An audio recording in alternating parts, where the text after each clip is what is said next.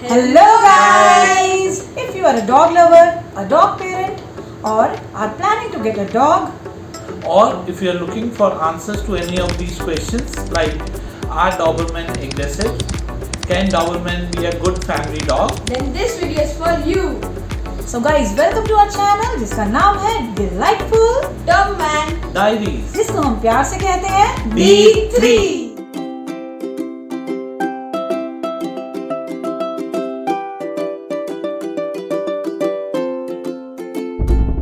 मेरा नाम है चारू। मेरा नाम है अर्नव। और मैं हूँ प्रदीप, गाइस यही है वो बच्चा जिसने हमें कुत्ता बना दिया। मतलब कुत्ता दिला दिया। और अब आपको हम मिलाते हैं अपने फोर्थ फैमिली मेंबर से जिसका नाम है नॉडी। नॉडी नाम से आपको लग रहा होगा कि वो एक स्मॉल डॉग है, बट नहीं, नॉडी इज अ डॉबरमैन। तो गाइस जब भी हम कहीं जाते हैं तो नॉडी की हेल्थ, उसके फिजिक, उसके बिहेवियर Social को लेके, behavior. उसके सोशल बिहेवियर को लेके हमें मिलते हैं बहुत सारे कॉम्प्लीमेंट्स। और आज की इस वीडियो में हम आपसे शेयर करने वाले हैं कुछ ऐसे सवालों के जवाब जो अक्सर हमसे पूछे जाते हैं। तो चलिए ले लेते हैं अपना पहला प्रश्न। आपने डॉग लेने का क्यों सोचा? मैं हमेशा से एक पेट लवर हूँ और बचपन से ही मैं एक डॉग पालना चाहता था, बट पेरेंट्स ने कभी अलाउ नहीं करा। बट अब जब मेरे बेटे ने मेरे से रिक्वेस्ट करी कि मैं एक डॉग लेना चाहता हूँ तो मैं बहुत खुश हो गया और मैंने ये सोचा कि चलो तब नहीं ले सके, लेकिन अब हमारी फैमिली में फाइनली एक डॉग आने वाला है, आएगा। बट गाइज इस चीज़ में एक समस्या थी क्योंकि मैं बिल्कुल भी डॉग लवर नहीं थी उस टाइम पर। मुझे डॉग से बहुत ज़्यादा डर लगता था, पर हमारे घर में राजा और प्रजा वाला कोई सिस्टम नहीं है। हम तीनों राजा हैं और हम तीनों प्रजा हैं। तो जब भी कोई ऐसी चीज़ के ऊपर डिसीजन लेना होता है तो हम सिंपली करते हैं वोटिंग। और जब डॉग लाने के लिए हमने वोटिंग करी तो 2 वोट्स आए थे Yes. और मेरा अकेला वोट था नो, और इसीलिए यस वाले जीत गए और हमारे घर में आ गया नॉडी। चलिए अब ले लेते हैं अपना दूसरा सवाल। नॉडी जब आपके पास आया तो उसकी एज क्या थी? तो गाइज नॉडी जब हमारे पास आया तो वो बहुत ही छोटा था। वो सिर्फ 25 डेज़ का था और वो बिल्कुल पाम साइज़ का था, जैसे पॉकेट साइज़ होता है ना। और मुझे अभी भी याद है कि रवि भैया जो उन्हें लाए थे, जो भैया थे, उन्होंने एक बास्केट में से उसको ऐसे निकाला और बोला ये लीजिए अपना डॉबरमैन। तो चलिए अब हम चलते हैं अपने तीसरे सवाल की तरफ। क्या आपको नॉडी के आने पर कोई सरप्राइज मिला? सरप्राइज़, हाँ सरप्राइज़ बिल्कुल मिला। तो गाइज़ ये था कि जब नॉडी हमारे पास आने वाला था तो हमने काफ़ी लोगों से पूछ के, इंटरनेट पे बहुत कुछ पढ़ के बहुत सारी रिसर्च करी थी। तो उस रिसर्च के दौरान हमें पता लगा कि जो डॉबरमैन होते हैं उनको बहुत सारा हमको फिजिकल एक्टिविटी करानी है, बहुत सारी फिजिकल एक्टिविटी कराना ज़रूरी है। तो हमने आसपास के कुछ पार्क्स और ऐसी कुछ जगहें ढूंढ के रखी थी जहाँ हम उसको ले जाएंगे, भगाएंगे, दौड़ाएंगे, खिलाएंगे। बट जब एक्चुअल में नॉडी हमारे पास आया तो हमको पता चला कि शुरू के 4-5 मंथ्स तक, जब तक उसकी पूरी वैक्सीनेशन नहीं हो जाती, वो बाहर जा ही नहीं सकता और उसको हमें घर में खिलाना पड़ेगा, घर में एंगेज करना पड़ेगा। तो ये सुन के हमारा पोपट हो गया। तो अगले सवाल पे चलते हैं। As pet parents initial months में आपको क्या चैलेंजेस फेस करने पड़े? चैलेंजेस तो काफ़ी सारे थे, बट सबसे बड़ा जो चैलेंज था, सबसे बड़ा चैलेंज जो था वो था कि because puppies are not toilet train, तो पूरे घर में आपके ये कहीं पे भी किसी भी टाइम पी पूप कर देंगे और आपको झाड़ू पोछा लेके वो Ready सफाई रहना करते पड़ता है। रहनी पड़ेगी। तो घर को क्लीन रखने के लिए आपको बिल्कुल हर वक्त वो रेडी रहना है झाड़ू पोछे के साथ। सुसु क्लीनिंग, हाँ। क्लीनिंग, पूरा दिन यही चलता रहता था। और second challenge I would say कि इनका खाने का है, जो कि बिकॉज पपी है, it's like a newborn baby, तो हर 2 से 3 घंटे में इनको फ्रीक्वेंट मील्स देने पड़ते हैं। They don't have like a 3 meal pattern. हाँ, तो वो ही चीज़ आपको रात को भी फॉलो करनी पड़ती है। तो आई स्टिल रिमेंबर कि रात को नींद में से उठ के इसके लिए सेरेलैक बना रहे हैं, इसको खिला रहे हैं, और फिर एप्पल सेरेलैक दिया करते थे हम नॉडी को। नेस्ले का।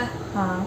और तीसरा जो काफ़ी इम्पोर्टेंट चीज़ है वो है कि they are very prone to infection, so and that is the reason इनको इनिशियल मंथ्स में आउटडोर बिल्कुल मना करा जाता है जब तक इनकी सारी वैक्सीनेशंस कंप्लीट ना हो जाएं। इतना एक्सट्रीम क्लीनलीनेस का उस समय ध्यान रखना पड़ता है, किसी भी डॉग से नहीं मिलना और कुछ भी। और इनफैक्ट घर में भी आपको झाड़ू पोछा मतलब क्लीननेस काफ़ी रखनी है, कोई सामान नहीं बिखरा होना चाहिए नीचे, गंदी चप्पलें नहीं आप ला सकते अंदर, क्योंकि ये तो हर चीज़ उठा के सीधा मुंह में डाल देते हैं, तो दैट कैन कॉज और लिक करते रहते हैं फ्लोर को, तो you have to really be careful. हाँ।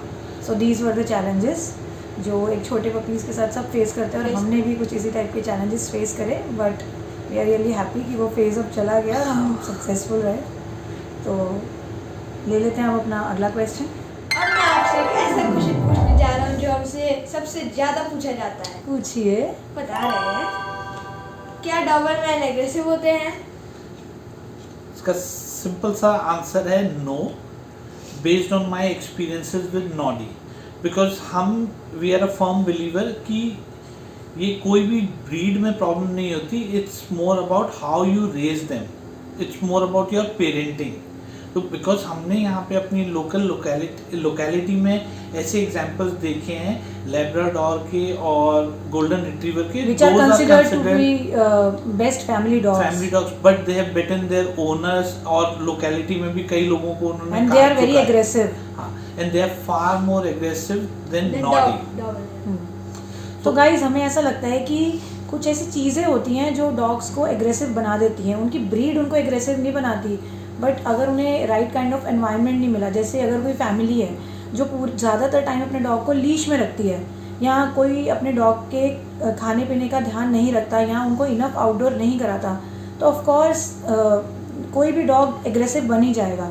जैसे कि नॉडी के केस में हम नॉडी को बहुत ज़्यादा आउटडोर एक्टिविटीज़ कराते हैं, उसकी मील्स का ध्यान रखते हैं, उसको लोगों से सोशलाइज कराते हैं। तो जब हमारे घर में भी कोई आता है तो नॉडी बहुत वेलकमिंग वे में उनको अलाउ करता है, और कभी बाक नहीं करता या उनको परेशान नहीं करता, बल्कि उनके साथ एंजॉय करता है, खेलता है। तो वो नॉडी बिल्कुल भी एग्रेसिव नहीं है, और अगर कुछ बेसिक चीज़ों का ध्यान रखा जाए तो मुझे नहीं लगता कि कोई भी डॉग एग्रेसिव होगा। अगर आप अच्छे से अपने डॉग को रेस करेंगे तो आपका डॉग ज़रूर एक हैप्पी डॉग होगा। तो हमारा अगला क्वेश्चन है, जब आप सबको कहीं जाना होता है तो नॉडी का ध्यान कौन रखता है? इसका आंसर मैं खुद दूंगा। अरे नॉडी खुद। अच्छा, नॉडी अपना ध्यान खुद रखता है। तो गाइज जब तक नॉडी पपी था, 6 to 8 months का था, तब तो हमने कभी नॉडी को अकेला नहीं छोड़ा। हम तीनों में जब भी हम कहीं जाते थे, हम तीनों में से कोई ना कोई उसके लिए घर पे होता था, और ये एडवाइजेबल भी नहीं होता कि किसी भी पपी को हम कोई भी पेट पेरेंट अकेला छोड़े। बट जैसे जैसे नॉडी बड़ा हुआ, जब 1 year प्लस हुआ, अडल्ट हो गया, और हमें लगा कि अब वो थोड़ा इंडिपेंडेंट है, तो हम नीड बेसिस पे, जब हमें बहुत ज़रूरी होता है, जैसे कि हमको कभी अर्नब की क्लासेस के लिए जाना है या कोई ऐसी जगह जाना है जहाँ में हम तीनों का जाना ज़रूरी है, तो तब हम उसे 2 to 4 hours के लिए घर पे अकेला छोड़ देते हैं, जिसके लिए कि हमने उसको तरीके से ट्रेन करा है। हाँ, और हम हमेशा इस चीज़ का ध्यान रखते हैं कि उसकी बेडिंग लगी हुई हो, उसने मील ले रखा है, उसके लिए पीने के लिए पानी रखा हुआ है, और कोई भी ऐसी चीज़ नहीं पड़ी घर में इससे बॉल या कुछ जो वो मुंह में डाल सके, और हमारी एब्सेंस में कोई मिसहैपनिंग हो सके। हाँ, तो इसलिए उन चीज़ों का हैं। ध्यान रखते हुए लाइट, पंखा उसके लिए जितना ज़रूरी है वो सब खोल के हम जाते हैं। और इसके अलावा गाइज अपने पीस ऑफ माइंड के लिए हमने एक चीज़ और कर रखी है। हमने एक सीसीटीवी कैमरा भी लगा रखा है पूरे घर में, जिससे हम रिमोटली देख पाते हैं नॉडी को। एक ऐप बेस्ड सर्विस है जिसके थ्रू हम नॉडी की एक्टिविटीज़ को, नॉडी को रिमोटली हम देख पाते हैं, ताकि हमें भी जब हम उसके पास नहीं होते तो हमें डर नहीं रहता कि वो किसी प्रॉब्लम में है या कुछ। तो ये सब चीज़ें ऐसे इस तरह से हम जब कहीं जाते हैं तो हम मैनेज करते हैं। आप कह ही सकते हैं कि नॉडी अपना ध्यान खुद ही रखता है जब हम जाते हैं। तो हमारा अगला क्वेश्चन है, नॉडी के साथ हमारा अगला क्वेश्चन है, नॉडी के साथ आप फैमिली वेकेशन कैसे प्लान करते हैं? जब से नॉडी आया है तब से तो हमने कोई वेकेशन प्लान ही नहीं करा, बट लेकिन हाँ ये ज़रूर है कि अब जब भी जाएंगे तो नॉडी pet- के साथ जाएंगे और पेट फ्रेंडली जगहों पर पे ही जाएंगे। जाएंगे। और गाइस हमने अभी अपने लिए इनफैक्ट अभी एक हमने अपना वेकेशन प्लान करा है, नैनीताल से ऊपर एक जगह है पंगोट, जहाँ हम जा रहे हैं और अपने प्यारे नॉडी को भी साथ ले जा रहे हैं। तो वहाँ के जो भी हमारे एक्सपीरियंसेस रहेंगे आपके साथ अपने चैनल पे हम ज़रूर शेयर करेंगे। आपका कुछ एडवाइस या सजेशन उन लोगों के लिए जिनके पास ऑलरेडी डॉग है या जो लेना चाहते हैं? हाँ, एडवाइस ये है गाइस कि मैं ये कहना चाहूँगी कि जो डॉग लाने का डिसीजन है वो कोई भी एक कैजुअल डिसीजन नहीं होना चाहिए, क्योंकि जब डॉग आपके घर में आ जाता है तो इट्स अ परमानेंट चेंज। जब डॉग आता है तो the dog becomes a part of your family, और अगर आप फिज़िकली, मेंटली और फाइनेंशियली प्रिपेयर्ड हैं पूरी तरह से, तभी think of getting a dog. और अगर आप डॉग ले आते हैं तो मेरा एडवाइस ये होगा कि आप उसको एक अपने बच्चे की तरह उसके देखभाल कीजिए, उसके हर चीज़ का ध्यान रखिए, अच्छे से उसको रेस कीजिए, बिकॉज जो रिटर्न में आपको प्यार मिलेगा dog say that is unmatched and it's all together a different feeling. And ये मैं अपने पर्सनल एक्सपीरियंस से बता रहा हूँ। जी गाइस, अगर आपको हम अच्छे लगे, हमारी वीडियोस अच्छी लगी, हमारा नॉडी अच्छा लगा, तो do subscribe to our channel and don't forget to hit the like button. इस वीडियो में बस इतना ही। अगली बार फिर मिलेंगे और अपनी डॉगमैन डायरीज में लिखेंगे एक नई डिलाइटफुल स्टोरी। बाय।